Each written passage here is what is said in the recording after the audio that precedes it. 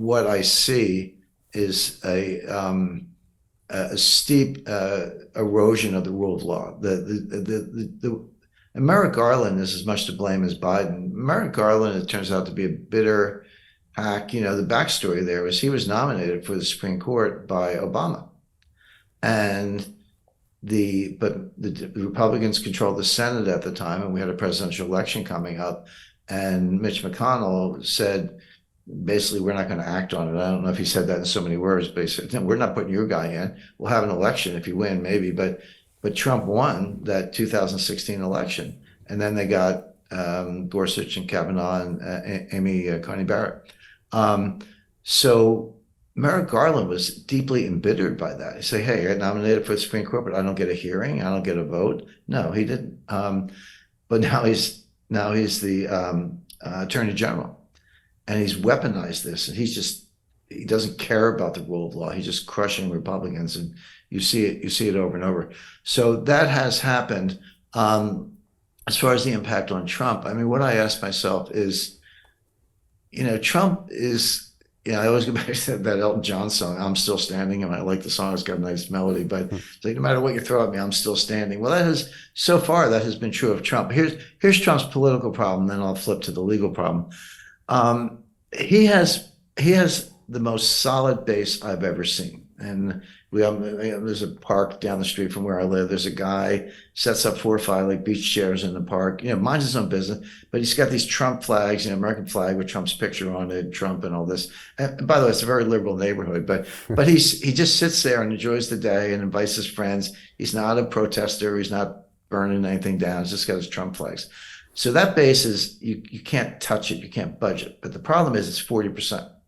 You can't win with 40%. Now you need, I mean, technically you can say you need 50% plus 1, but it's not even that. You need 50% plus 1 in a set of states that collectively have 270 electoral votes, which that formula doesn't mean more than 50% of the country. It could be 44% of the country, but if you get the right states, you win. But Trump needs that extra 5 or 7 or 10% in a certain number of states, and he can't get there. The 40% doesn't go down, but he hasn't shown the capacity to make it go up because of the Trump haters, basically, and the independents who don't want to go his way, and the women. But they're half the electorate. So that's his problem, and he has not shown the capacity to kind of grow out of that and appeal to the middle. And I'm not saying he should change his positions.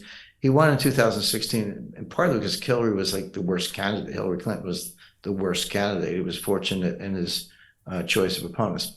But now that, anyway, so they're pretty entrenched. But he could win. Trump could win against Biden because Biden is so unpopular. But we got these 2 wild cards, Manchin and RFK. We talked about all that. I just want to alert everyone to an important video that you've just recorded that will not be available to the public. Here, you discuss the upcoming geopolitical shockwave of what you call the most significant development in international finance since 1971. But then you explain how anyone can position themselves to profit from this crisis.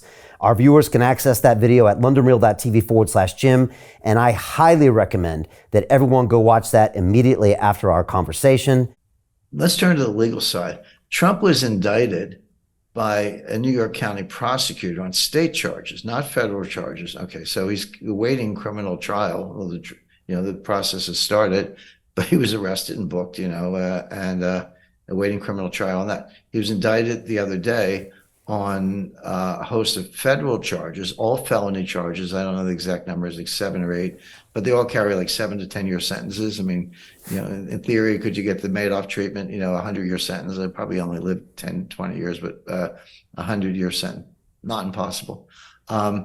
There's another state grand jury sitting in Georgia that, by all reports, may indict him for tampering with the Georgia state electoral process, calling the Secretary of State and saying, hey, can you find me some votes, whatever.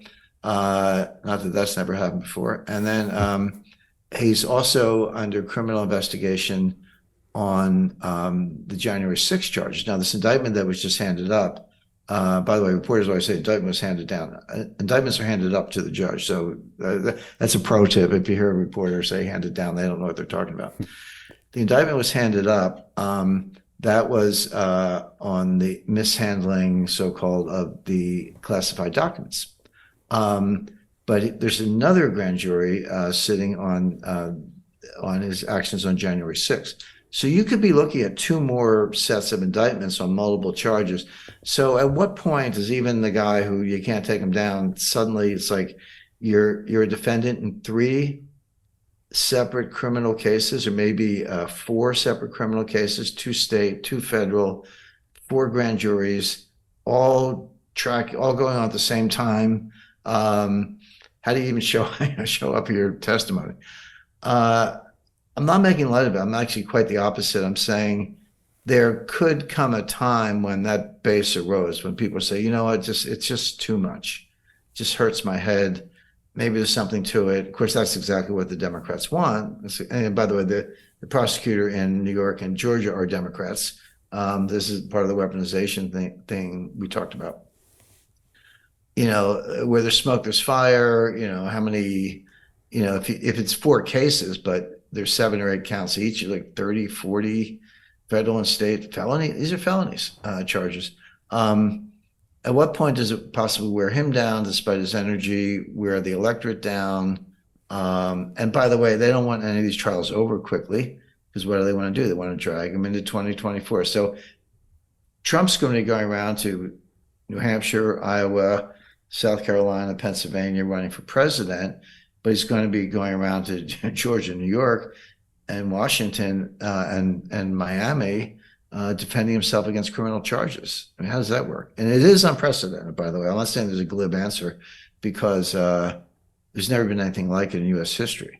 Hey, it's Brian Rose, founder of the DeFi Academy. I've told you my 4-week crypto bootcamp is amazing, but don't take my word for it. This is what my students are saying. The DeFi Academy was an amazing experience for me. It took me totally out of my comfort zone. In this course, I was challenged, I was held accountable, and pushed to do things that honestly weren't always easy. It's been phenomenal, and I can't believe we're already up on our 4 weeks. It has flown by. Going through this DeFi accelerator by far was one of the best courses I've taken. You do this course, you really get into the nitty-gritty of the activities that will make you comfortable with decentralized finance. Thank you so much to Brian and everyone at London Real and the DeFi Academy for even putting together an amazing course like this. Anybody else that wants to do it, please sign up. It is well worth the money.